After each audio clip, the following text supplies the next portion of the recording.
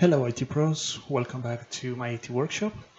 In this video I'm going to show you why it's not a good idea to use the Telnet protocol, which uses port 23 when managing network devices such as routers, switches, access points. You can even use it for computers, but it's not very common actually. So for this end I have designed a lab.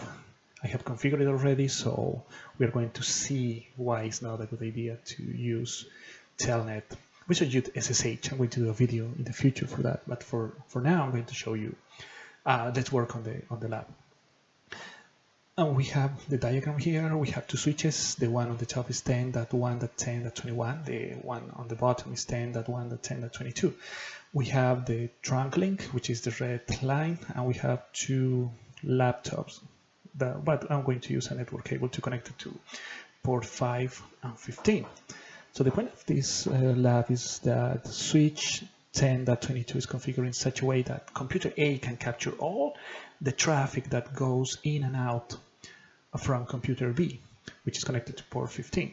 So computer B is going to Telnet to switch 10.1 and 10.21.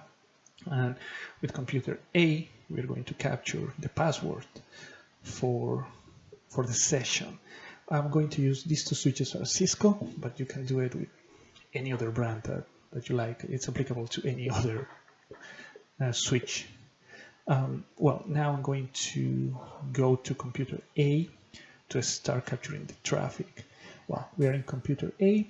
I have this Wireshark software that captures packets from the network, in this case only computer B.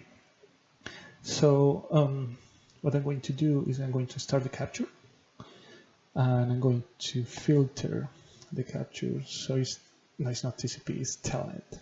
Computers are talking all the time, that's why you see a lot of packets there. So we're going to filter with Telnet. As you can see, we only have one packet, so no traffic at all. Now we're going to go to computer B, which is a Windows 8 computer, and I'm going to use this software called Putty that you can download for free. I'm going to leave the link in the description below. And I'm going to use Telnet. By default is port 23. I'm going to connect to the switch in the bottom from the figure, which is 10.21. Click OK. Now it's asking me, I'm going to put enable and the password. The password is that we're going to try to find out. As you can see, the name of the switch is ECA and the model of the switch. Okay, so I issue the command show ver or show version that show us the software version, the hardware characteristics, and all the characteristics that this switch has. Now let's go back to computer A.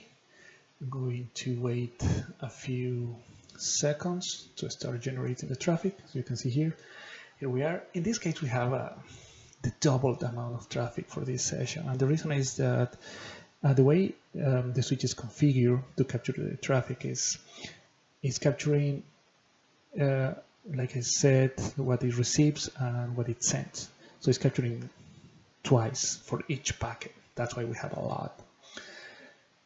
So now the next step is wait until the traffic stops, and then we can stop the capture so we can start analyzing the packets that we have captured for this session. So it looks like we don't have any more traffic going on since we are not issuing more commands. Well, now I'm going to stop the capture in this red square, and now we have, let's go to the top, and we are look in the bottom of the screen where the hexadecimal, all that garbage characters are showing up every time we switch a packet. So we're going to check for the password, and I'm looking for it packet by packet. Where are you? Here, password. We can even check the password from here. It's a little more difficult. There is the password. So to see it better, let's go to Analyze. We go to Follow. and TCP stream. This is the password. So everything we have typed in computer B, we can see it here because Telnet is it's not a secure protocol. You can capture it in clear text. And as you can see here, when I issue show var, we have double V, double E, double R for the reason I just mentioned a few seconds ago. Now you can see all the show version command that we have issued in using the Putty software on computer B is the same. You can check the name of the switch, the same that we had a few seconds ago, and we are going to check it in a few more. So this is the same traffic. So you can see how unreliable and unsecure, well, TCP is reliable, but how unsecure Telnet really is. So we have pressed enter 4 times. As you can see here, we're back in computer B. We have the same. So that would be for the video, guys. I hope you understand why we shouldn't use Telnet other than for practice. If you like this video, please click like and consider subscribing to the channel. I'm going to do another video about SSH, which is going to be shorter than this one because it's going to be easier to explain. So thank you very much, and I'll see you in the next one.